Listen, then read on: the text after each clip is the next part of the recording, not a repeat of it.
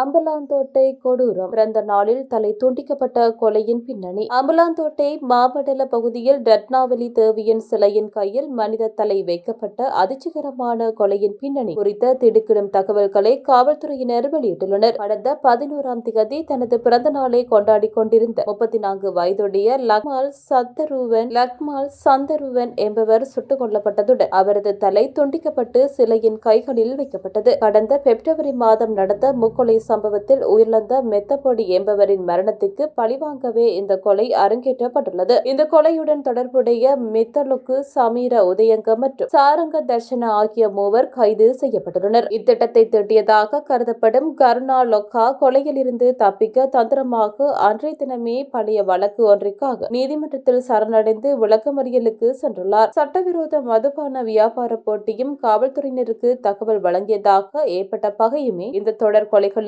காரணமாகும். அம்பலாந்தோட்டை காவல்துறையினர் மேலதிக விசாரணைகளை முன்னெடுத்து வருகின்றனர்.